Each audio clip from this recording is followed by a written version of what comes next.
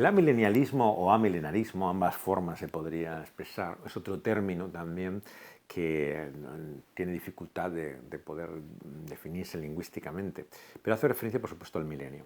La creencia literal de que hay 1000 años en el tiempo de las cosas finales, en esa escatología, en ese último momento, cuando Cristo regresa a la tierra, hay un periodo de 1000 años en los cuales se reinstaura, en cierta forma, todo lo que significó el propósito de Dios para Israel, nos dicen. Según este esquema dispensacional, Dios tenía un propósito para Israel, ¿no?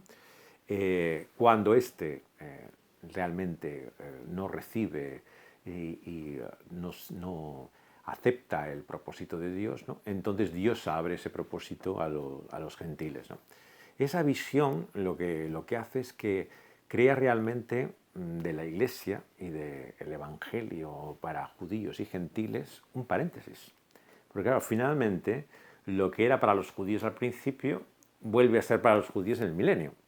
Hasta el punto de que muchos autores de esta escuela profética escatológica te dicen que se restaurará el templo con todos sus sacrificios, ¿no? Claro, esto es tremendo de pensar. O sea, es exactamente lo contrario que Hebreos enseña. Hebreos enseña que Cristo es el final de la ley, ¿no? La ley como ceremonial, como todo ese tipo de sacrificios y todo lo que era el culto del templo. Entonces, si Cristo es la última palabra de Dios y lo que vemos en el Evangelio es que la salvación no es realmente haciéndose judío, ¿no? Como nos enseña Gálatas, ¿no? Y una y otra vez la Escritura te muestra, el milenio es realmente una construcción extraña de la Escritura. Bíblicamente, claro, tenemos que darnos cuenta que es un solo capítulo de Apocalipsis en el cual se habla de esto. Porque cuando en las Biblias anotadas, como la de Scofield, se intenta ver ese milenio reflejado en el Antiguo Testamento, lo que hacen es añadir el término milenio. Claro, no aparecen esas palabras. Lo que pasa es que para ellos reino es igual a reino milenial, ¿no? Entonces, ese añadido hace que lean en esa clave casi como los testigos de Jehová en la Escritura, que igual que dicen que hay una división entre la muchedumbre que está en la tierra y los 144.000, claro, cuando tú le preguntas a un testigo de Jehová, ¿y dónde estará los que hoy en día pertenecen a esa muchedumbre, ¿no? La tierra? Y lees en el texto de Apocalipsis y dice que la multitud estará en el cielo. O sea, entonces te da una lectura prejuiciada de la Escritura por el cual ya no ves realmente lo que el texto está diciendo, ¿no? Sino lo que quieres leer en ello. Por supuesto que no es un tema del cual dependa nuestra fe, ¿no?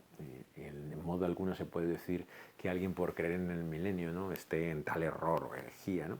Pero es una visión ya no solo simple de la Escritura, sino verdaderamente difícil de entender, incluso en su versión de lo que podemos llamar el premilenarismo histórico. El premilenarismo histórico pretende conservar esa idea del milenio, ¿no?, pero no verla en un esquema dispensacional, ¿no? Es como una versión más aceptable, digamos, del milenarismo, ¿no? En ese sentido, el amilenarismo es finalmente liberarse de este yugo, ¿no? Es como don José Grau, el gran expositor amilenial, solía decir, ¿no? Estos son como la imagen que encontramos en el Evangelio, ¿no? De esas pellizas, esos cueros donde el vino se salía y que hay agujeros y sale el vino, ¿no?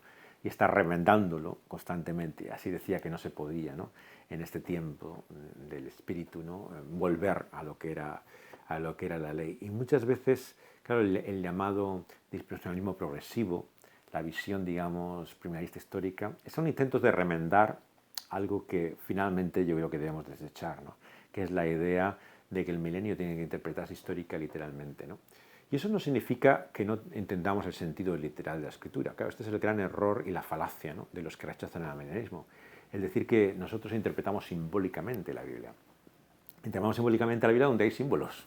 O sea, donde es literalmente, la interpretamos literalmente. Bueno, la Biblia tiene diferentes géneros. Entonces no se trata de que si tomamos literalmente o no el texto. Se trata de qué género es. El género del Apocalipsis es un género profético. Un género lleno de símbolos, de imágenes, ¿no?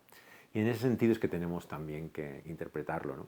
Entonces, en definitiva, es hacer justicia, fielmente leer la Escritura de acuerdo a cada género para comprender cómo finalmente ellas también nos hablan de Cristo Jesús y de su propósito no solo para entonces, ¿no?, sino para hoy. No para un milenio, sino para toda la eternidad.